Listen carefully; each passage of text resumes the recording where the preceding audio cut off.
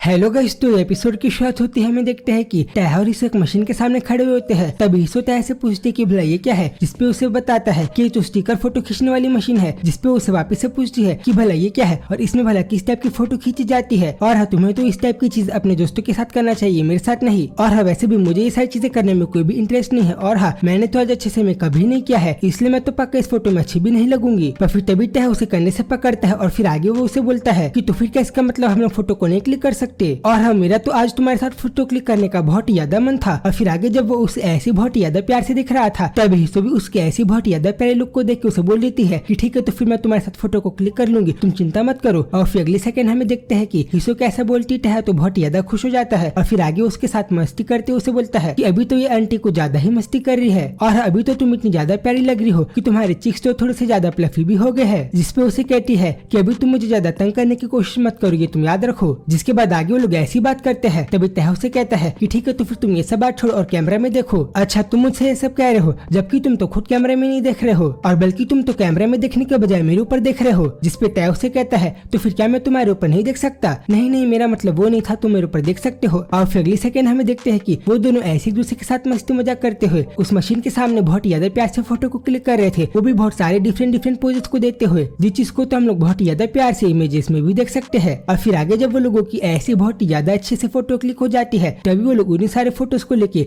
वहाँ से निकल जाते हैं। तभी टैहा हिसो को बोलता है कि तुम ये देखो, ये फोटोज तो कितनी ज्यादा अच्छी आई है। हाँ, तुमने सही कहा। और फिर इसी के साथ आगे टैहा उसे कहता है कि ठीक है, तो फिर हम दोनों इनमें से एक एक फोटो को अपने पास रख लेते हैं। और फिर आगे जब टैहा ऐसे उसके साथ ये सारी चीजों को देखते हुए, उस फोटो की तरफ देखते हुए बहुत ज्यादा प्यार से वहाँ से जा रहा था, तभी हिसो उसे ऐसी देख के बोलती है कि मुझे तो ऐसा लग रहा है कि इसे तो ये फोटो बहुत ही ज्यादा पसंद आ गई है। और अभी नहीं पता क्यों, पर मुझे इसका यही बिहेवियर बहुत ज्यादा क्यूट भी लग रहा है। और एक ऐसा लड़का जो कि इस तरीके से बिल्ड हो जैसे कि वो बहुत ही ज्यादा बड़ा डोर हो, और अभी वो इतने ज्यादा छोटे से टाइनी फोटो को अपने हाथ में रख इतना ज्यादा एक्साइटेड हो गया है। अभी ये चीज तो मुझे बहुत ही ज्यादा क्यूट लग रही है। और फिर वो ऐसी इन सारी चीजों को याद करते हुए हिसो तो बहुत ज्यादा ब्लश करने भी लगी थी, जिस चीज के कारण तो उसका फेस भी पूरा रेड हो गया था। तभी फिर जैसी चीज को टैहा देखता है, हिसो तो अगले ही सेकंड पीछे मुड़ के अपने फेस को तो अपने हाथों से ढक लेती है ताकि टैहा उसे ऐसे एम्बेरस करता हुआ ना देख पाए। और फिर आगे वो अपने आप को ये भी कहती है कि नहीं नहीं, ये क्यूट नहीं है, क्योंकि भला इतना बड़ा ग्रोन अप मैन इतना ज्यादा क्यूट क्यों लगेगा।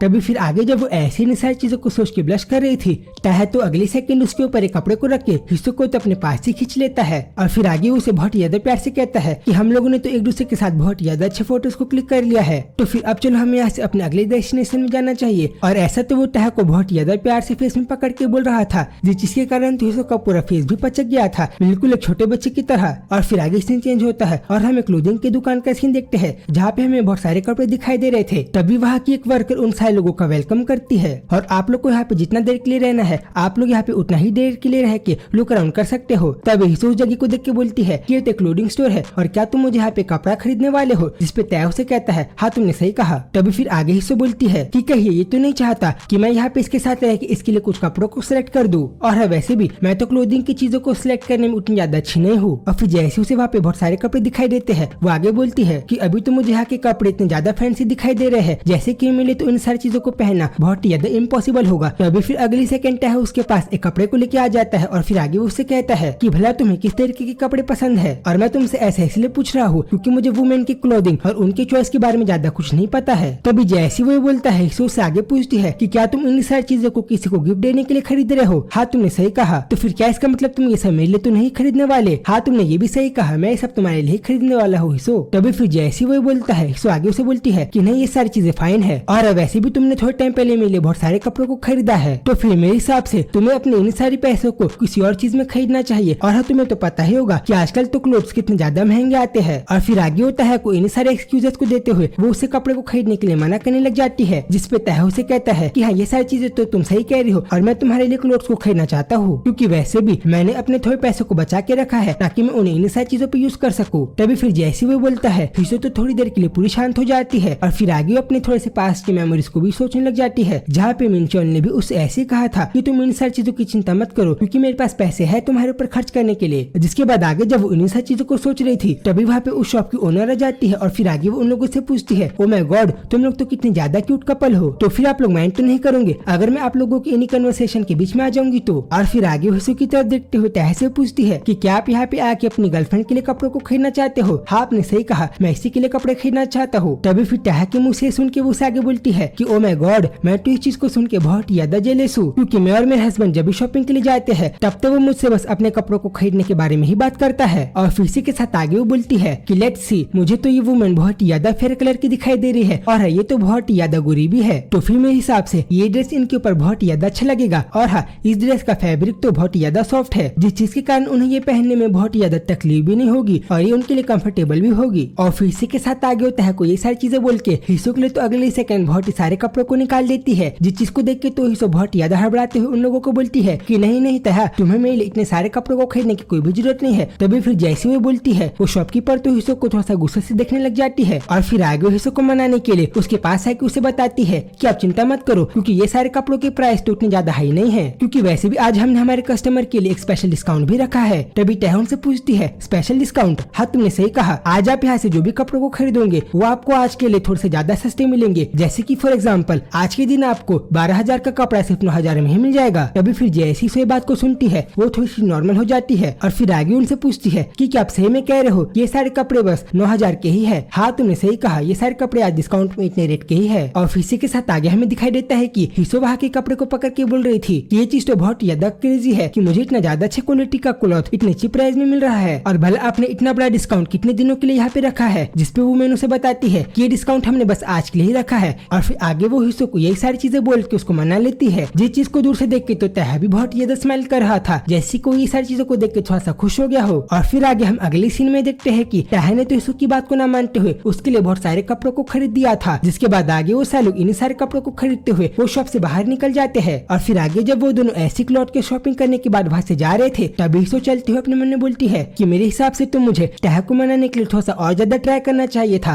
ताकि वो मेरी बात को मान ले, क्योंकि भले ही वो सारी चीजें कितनी भी ज्यादा चीप हो तह के लिए मेरे लिए इतने सारे कपड़ों को खरीदना उसके लिए थोड़ा सा बर्डन बन सकता है। क्योंकि हाँ मुझे ये भी चीज पता है कि भले ही ये आज मेरे लिए इतने सारे कपड़ों को खरीद के थोड़ा सा हैप्पी फील कर रहा हो पर बाद में ये अपने इसी डिसीजन के बारे में सोच के थोड़ा सा रिग्रेट भी फील कर सकता है। तभी फिर जब वो इन्हीं सारी चीजों को सोच रही थी तभी तह हिसो को बोलता है तुम उस बैग को भी मेरे हाथ में दे दो ताकि तुम कंफर्टेबली वॉक कर पाओ। तभी फिर जैसी हिसो सुनती है वो आगे बोलती है कि कभी कभी तो मैं तह के मेरे ऊपर इतने ज्यादा अनकंडीशनल काइंडनेस को देख के थोड़ा सा घबरा भी जाती हूँ क्योंकि भले ही चीज का किसी और चीज से थोड़ा सा कनेक्शन हो पर अभी भी मुझे इस चीज के बारे में थोड़ा सा डर लगता है और स्केयर फील होता है कि कहीं बाद में तह अपने डिसीजन के बारे में रिग्रेट तो नहीं करेगा जहाँ पे वो मेरे साथ इतना ज्यादा इन्वॉल्व हो रहा था। और फिर इसी के साथ वो आगे तह को बोलती है कि जब मुझे नेक्स्ट मंथ अपना पेचेक मिलेगा तब मैं भी तुम्हारे लिए कुछ कपड़ों को खरीदूंगी, तुम इस चीज को याद रखना। जिसपे उसे कहता है कि नहीं तुम्हें ये सारी चीजें करने की कोई भी जरूरत नहीं है। जिसपे हिसो उसे वापस से कहती है कि हाँ तुम ये बात तो सही कह रहे हो पर मुझे ये चीज उतनी ज्यादा अच्छी नहीं लगेगी जहाँ पे बस मैं ही तुमसे बार बार गिफ्ट को रिसीव कर रही हूँ। और हाँ वैसे भी गिफ्ट तो हमारे लिए एक दूसरे के साथ एक्सचेंज करने के लिए ही होते हैं ना। और हाँ तुम इस चीज को जरूर से देखना कि जैसे मुझे अगले मंथ के मेरे पैसे मिलेंगे तब मैं तुम्हें डेफिनेटली तुम्हारी इन्हीं सारी चीजों के लिए पे बैक कर दूंगी। और फिर जब वो ऐसी तह को उसके गिफ्ट के बारे में पे बैक करने के लिए बोल रही थी तभी तह तो इन सारी चीजों को सुन के थोड़ा सा शांत हो गया था जैसे कि उसे हिसो की ये सारी चीजें थोड़ी सी उतनी ज्यादा अच्छी नहीं लग रही थी। और फिर आगे जब हिसो ऐसे आगे बढ़ रही थी तभी तह उसे पीछे से देख के बोलता है कि क्या तब सिचुएशन और भी ज्यादा अच्छी नहीं रहती जब हिसो एक ऐसी वुमेन रहती जो कि बस मेरे से गिफ्ट लेके और गिफ्ट को रिसीव करके ही हैप्पी रहती ना कि मुझे सब बोल के। और क्या तब चीजें और भी ज्यादा इजियर नहीं होती? और भले ही अगर मैं इस चीज का आंसर को ढूंढ भी लेता हूँ और मैं इस क्वेश्चन के आंसर को फाइंड कर लेता हूँ तो भी मुझे पता है कि वो सॉल्यूशन भी कुछ ज्यादा इजी नहीं होगा। और फिर ये बोलती है वो हिसो के हाथ को भी पकड़ लेता है। तभी फिर आगे हिसो से पूछती है कि बाय द वे अभी हम लोग यहाँ से आगे कहाँ जा रहे हैं क्योंकि अभी हमारे पास थोड़ा सा और टाइम बचा है इसलिए तुम मुझे बता दो कि तुम्हें आगे और क्या क्या करना है। जिसपे तय उसे बोलता है कि भले ही मैं तुम्हें इस चीज का आंसर दे भी देता हूँ और मैं तुम्हें वो सारी चीजें बता देता हूँ जो कि मेरे मन में है तो भी मुझे आज का दिन कम ही पड़ेगा उन सारी चीजों को स्पेंड करने के लिए तुम्हारे साथ। जिसपे हिसो से कहती है कि अगर ऐसा है तो फिर हम लोग आज के अलावा कल भी मिल सकते हैं जहाँ पे तुम और जो चाहते हो हम लोग वैसे और भी ज्यादा अच्छे से टाइम स्पेंड कर लेंगे। तब ये सुन के तह उसे वापस से बोलता है कि भला तब क्या होगा अगर मुझे कल का दिन भी कम पड़ गया मुझे जो करना है उन सारी चीजों को करने के लिए। और भला तुम तब क्या करोगी अगर मुझे बार बार तुम्हारे साथ ऐसी टाइम स्पेंड करने का बहुत ज्यादा मन करेगा और तुम मुझे जब भी इतना ज्यादा टाइम दोगी तब भी मुझे ये सारी चीजें इनफ नहीं लगेगी जहाँ पे चीजें इतनी ज्यादा बन जाएगी कि मेरे लिए उसको सहन करना बहुत ज्यादा हार्ड होगा और मुश्किल होगा। तभी उसकी ये सारी बातों को सुन के ईशो से वापस से बोलती है कि तुम ये सारी चीजें बोल रहे हो, ये सारी चीजें क्या तुम्हें इशू लग रही है? क्योंकि मुझे तो तुम्हारी इन सारी बातों में कोई भी दिक्कत नहीं लग रही, जहाँ तुम मेरे साथ बहुत ज्यादा अच्छे से टाइम को स्पेंड करना चाहते हो। और हाँ, अगर तुम्हारा आज की तरह ही दिन बिताने का और भी ज्यादा मन है तो मैं बार बार तुम्हारे लिए ऐसी टाइम को निकालते ही रहूंगी। ठीक है, तो फिर क्या अब तुम्हें थोड़ा सा अच्छा लग रहा है? तो अभी उसकी ये सारी बातों को सुन के तो तह एक बच्चे की तरह बिहेव करने लग गया था, इसलिए ईशो से बोलती है कि तुम एक बच्चे की तरह नहीं हो, इसलिए भी तुम ऐसे बिहेव मत करो। तभी फिर आगे तह उसे बोलता है कि हाँ तुमने सही कहा, और अभी तुम मुझे एक बच्चे की तरह थोड़ा सा एंशियस फील हो रहा है। जिसके बाद आगे जब तह का ऐसा बोलना हो जाता है तभी आगे सीन चेंज होते हम देखते